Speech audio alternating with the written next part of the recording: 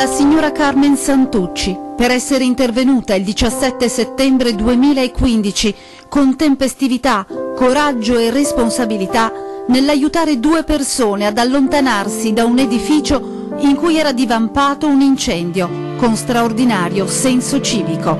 L'amministrazione comunale di Refrontolo, 13 ottobre 2015.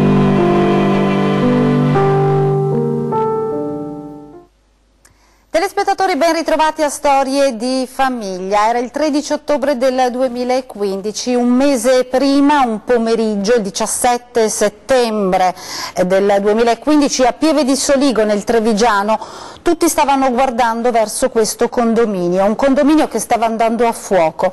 Decine di persone stupite, forse terrorizzate da quello che stava succedendo. Le fiamme uscivano dalle finestre, qualcuno ha chiamato anche i vigili del fuoco, ma nessuno si è fatto avanti, nessuno pensa, forse preso dal panico, che dentro ci possano essere delle persone in pericolo.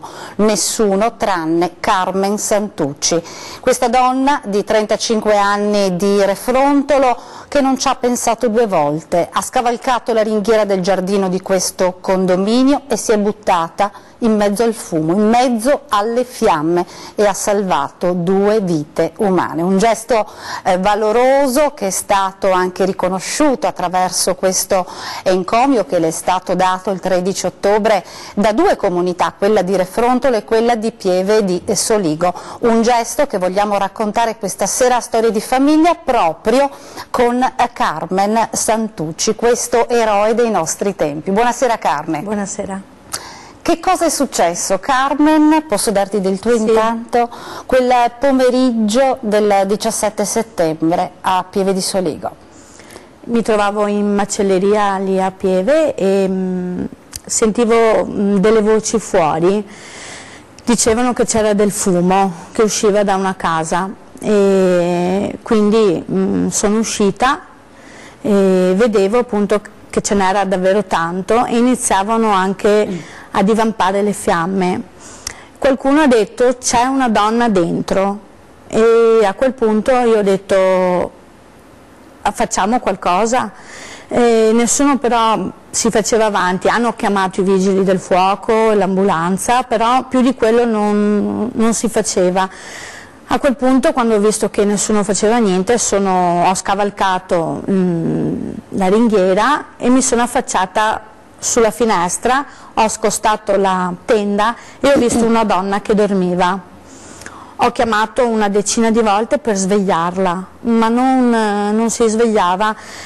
Faccio per scavalcare anche la finestra perché c'era già il fumo nella casa, nella stanza, e praticamente non rispondeva, continuava a non rispondere. Allora ho detto devo entrare.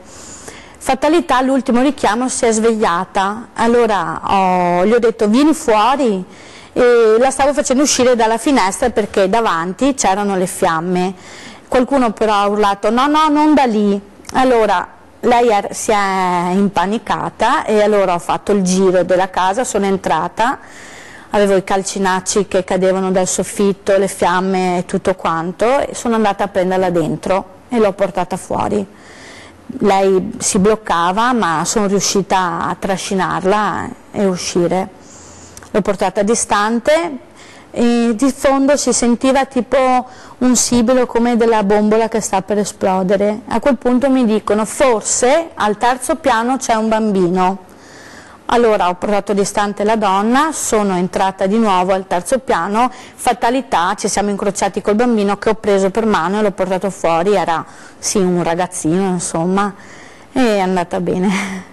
Carmen, mi hai lasciato senza parole. Io questo racconto l'ho letto negli articoli dei giornali che hanno riportato poi questo fatto, che è finito fortunatamente bene, però sentirlo raccontare da te in questo momento mi fa veramente venire i brividi. Immagino un po' anche i nostri telespettatori da casa. Sei stata veramente straordinaria. Grazie. Complimenti. Non hai avuto paura in quei momenti? Tu, tra le altre cose, sei anche una mamma. Sì.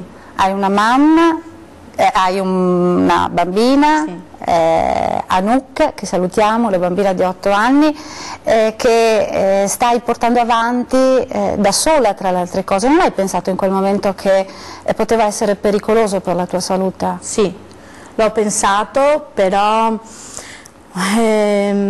l'istinto di non lasciare delle persone così poter morire mi ha prevaricato la ragione e ti ha dato questa forza di andare avanti. Sì.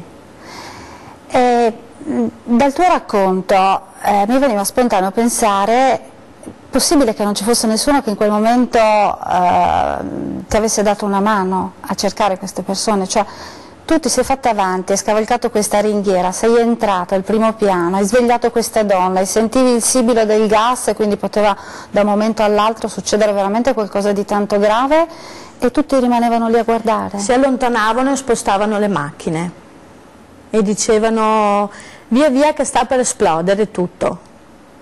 Allora io a quel punto ho detto sì, può esplodere tutto, ma bisogna portare fuori le persone. E a quel punto ho fatto quello che avrebbe fatto chiunque, insomma. Non tutti però, Carmen. Non tutti, no, però che dovremmo sicuramente fare. E questa ragazza straordinaria, e qua mi rivolgo ai nostri telespettatori, è una ragazza di 35 anni. Pensate un po', dopo un gesto così importante, che lo ricordiamo è stato anche premiato attraverso questo encomio che le è stato dato dal sindaco di Refrontolo, Loredana Colodel, che io ho sentito e mi ha raccontato di te come una persona straordinaria e ti stima moltissimo, tra le altre cose. Questa ragazza è una ragazza disoccupata, che sta cercando un lavoro, una ragazza che si adatterebbe a fare di tutto, vero, certo, Carmen? Tu mi hai detto per un certo periodo della mia vita ho fatto anche il muratore, sì, è vero? Sì, aiuto muratori in Bianchina, sì. Ti sei data veramente da sì. fare. E da quanto tempo è che non hai un'occupazione? Parecchio tempo, e è già un bel pezzo, sì. E quindi sto cercando appunto qualsiasi lavoro mi faccia vivere dignitosamente a me e alla mia bambina. Tu abiti da sola? Sì. E di che cosa vivi? Dell'aiuto dei tuoi genitori, immagino?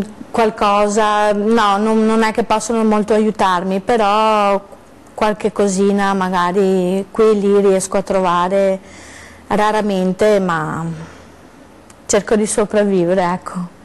Quindi ti daresti comunque, ti metteresti a disposizione per qualsiasi tipo sì, di attività, purché sia una cosa seria, anche lavorare in qualche supermercato, fare la commessa, qualsiasi lavoro, non ci sono problemi. Torniamo a quella 17 settembre, quando sei uscita da quel condominio in fiamme, queste persone che tu sei riuscita a salvare, il bambino, questa anziana, si sono resi conto del gesto che tu avevi fatto in quel momento? In quel momento no, non credo, perché erano comunque, soprattutto la signora era scioccata. E il ragazzino aveva ha un'età che sì, è andato tutto bene, quindi non credo abbiano capito che erano davvero in pericolo di vita. Poi sono arrivati i soccorsi? Sono arrivati i soccorsi, hanno spento le fiamme. Ho accompagnato la signora in ambulanza, gli ho detto di vedere perché era proprio con gli occhi sbarrati, non riusciva a parlare, hanno fatto tutti i loro controlli, li ho lasciati in mano sicura, insomma. Quindi tu hai voluto accertarti che poi questa signora fosse andasse in mani sicure, l'hai accompagnata anche in ambulanza proprio per rassicurarla? Certo, gli parlavo ogni tanto, gli dicevo non ti preoccupare, succede, è tutto a posto. Avevo sentito che soffriva di diabete, allora gli ho detto all'ambulanza che aveva questo problema. Sì. E quando ero sicura ho preso e sono andata. E sei andata a casa tua? Hai dormito quella notte? Molto, ero ancora agitata. E rivedere anche quando passo per quel posto mi viene un po' un magone, diciamo, a rivivere la scena. Però è una scena che deve renderti orgogliosa di te stessa, sì, sicuramente. Sei stata veramente molto brava. Ti è stata conferita questo encomio, è stato un momento solenne perché abbiamo visto i primi cittadini con la fascia tricolore. Che cosa hai provato in quei momenti? Emozione tanta, ero contenta di aver fatto un gesto umano, non mi interessava apparire, mi interessava il gesto umano che avevo fatto. Quello che vorrei facessero per me e mia figlia se succedesse la stessa cosa. Brava Carmen, io rimango senza parole di fronte a certe persone. Io ritengo che Carmen sia veramente una persona straordinaria, molto in gamba, e mi auguro veramente, l'augurio che ti posso fare è quello che tu riesca quanto prima a trovare un lavoro, perché anche il lavoro diciamo che conferisce quella dignità, quella completezza di dignità, perché tu sei sicuramente una persona assolutamente straordinaria e dignitosa al massimo, che ti può far vivere serenamente con la tua bambina, con Anouk, che naturalmente salutiamo. Lo ricordiamo, Carmen abita a Refrontolo e si adatterebbe a fare qualsiasi tipo di attività. Naturalmente l'appello ai nostri telespettatori, anche perché c'è l'opportunità comunque di avere un eroe dei tempi nostri con il quale condividere anche le giornate lavorative.